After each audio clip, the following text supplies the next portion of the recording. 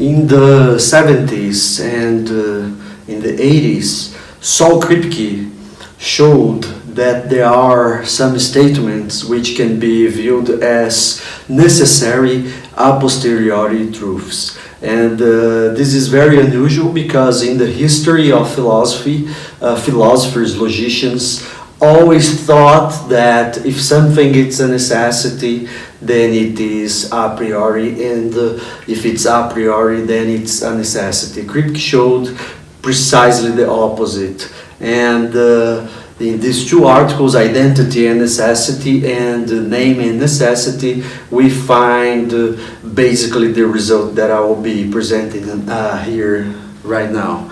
So in order to begin, let's get started considering that A and B are proper names, right? They are proper names, so, and they refer to objects, and they refer to objects in such a way that the reference can be equal or not, right? And the environment Kripke has used to propose his unusual idea is that of first order modal logic. So it's inside the language of first order modal logic that the device is constructed. So besides that, we take A and B as proper names, and I prefer to say that they are also rigid designators, right? They are rigid designators because proper names, according to Kripke, they refer to the same object in all possible worlds. So I will say that we assume also that A and B, they are not only proper names, but they are also rigid designators. And of course, if they were descriptions, this fact will not be the case. So in order to formulate the idea, we have to assume first the Leibnizian law, the indiscernibility of identicals, not identity of indiscernibles, indiscernibility of identicals, which can be written like this. You take inside first order logic, you put like this: for all x, for all y, if they're equal, though they share the same properties, right? They share the same properties. This is the famous Leibnizian law, metaphysical, with a very profound metaphysical content. And Kripke also used the fact that you take the law of identity, but you put a box here. For all x, necessarily x is x. This means that all objects are identical to themselves, or an object is identical to itself, right? And note that this formula here is constructed inside first order modal logic, because you have here quantifier, universal quantifier, and you also have here a modality, right?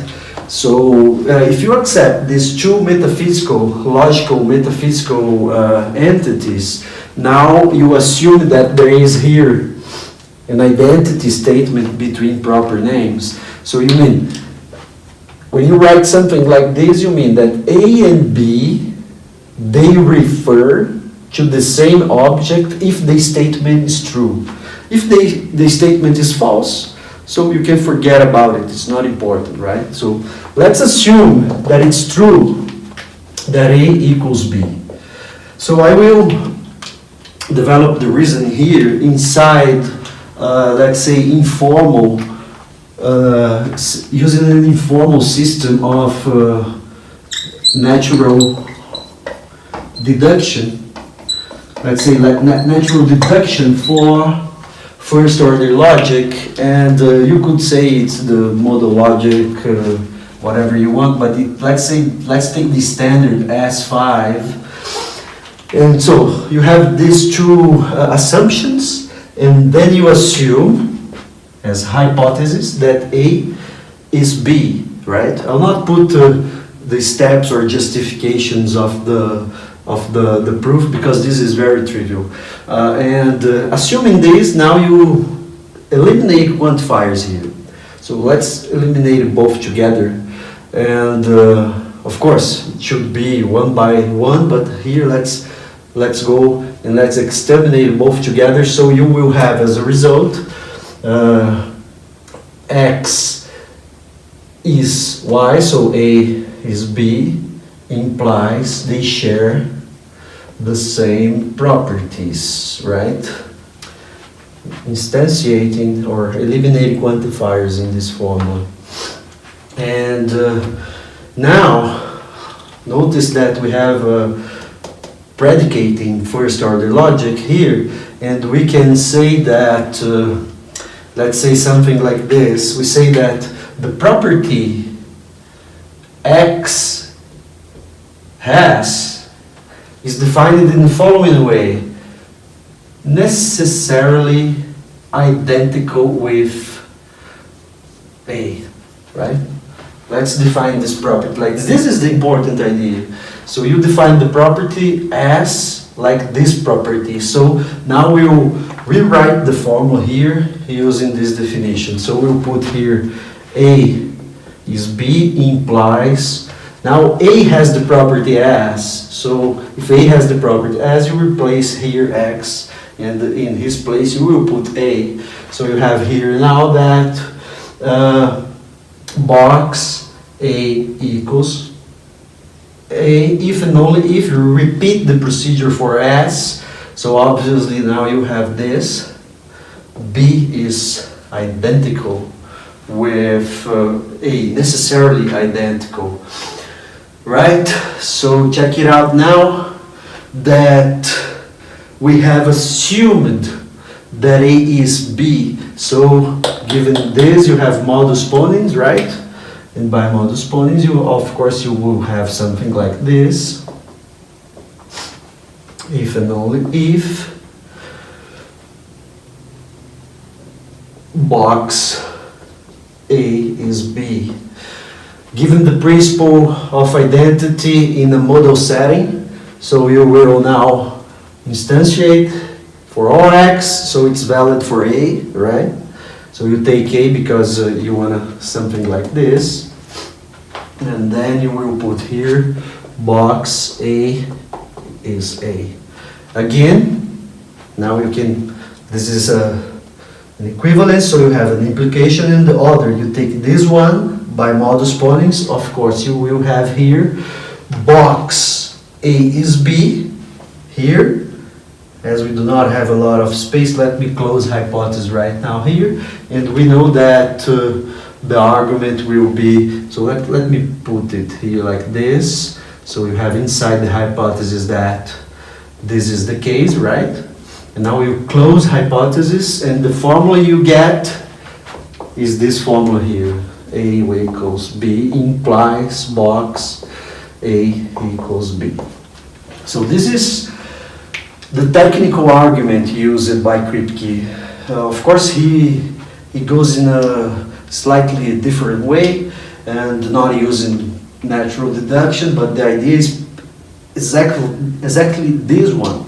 So what we can understand here, I said take first order modal logic, but you will see here that no first order modal reasoning is used or is required. But the point is that we have this formula here.